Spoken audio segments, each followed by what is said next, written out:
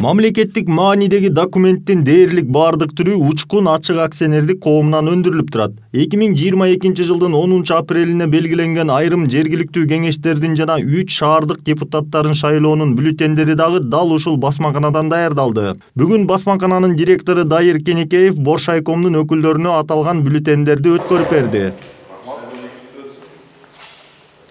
Басмаканада бул жолку шайлоого 157.961 добуш берүү кагазы басылып чыкты. Анын 84.049-у 13 айылдык кеңешке, 68.912-си 3 шаардык кеңешке даярдалды. Дагы 84 бюллетен ден соолугунун мүмкүнчүлүгү чектелген шайлоочулар үчүн Braille шрифти менен басылды. Даярдоо учурунда техникалык катасы бар жараксыз бюллетендер комиссиянын алдында жок кылынды. Анын салмагы 66 килограммды түздү. Жараксыз бюллетендер бул жана техникалык отходдор деп коет, ошону мындай таразага коюп, аны жок кылганга комиссиянын чечими менен ошону өткөзүп бердик. Андан тышкары ошол кыргызча, орусча жана Braille шрифти менен бекитилген эртең шайлоочулар шайлай турган бюллетендерди ошо Борбор шайлоо комиссиясынын төрагасынын орун басары Тынчтык Ыбрайымович менен кол коюп өткөзүп бердик учкундан. Мыйзам боюнча мына өткөн шайлоолордо 7,5 миллиондон ашык ошо бюллетен протоколдорду басып бергенбиз. Ошо 7,5 миллион бюллетенге биз 10 күндөн ашык убакыт кетирбейбиз. 8-10 күндүн ичинде жасап беребиз. Бул объем аз болгондуктан учкундун баягы сапаты, учкундун мүмкүнчүлүктөрүн эске алганда биз 2 күндө жазадык.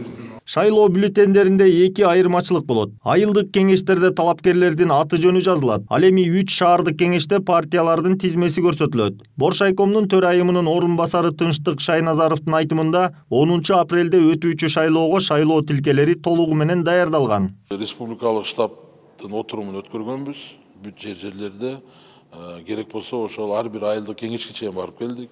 Жергиликтүү бийликтин өкүлдөрү менен, райондун акимдери менен, айыл өкмөттүн жетекчилери менен, ошондой эле шайлоо комиссиянын мүчөлөрү менен баардыгы менен жыйындарды өткөрүп, тиешелүү уюштуруу мындай иш-аракеттерди өткөрдүк.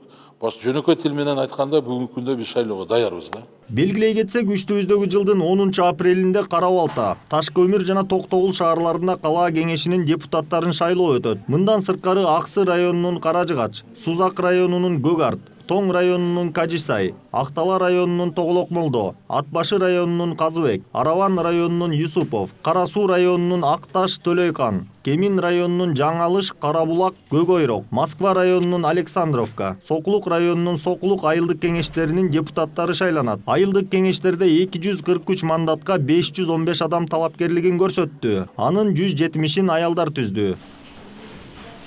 Айдар Темиралиев, Нурдан Сергеев, Пирамида.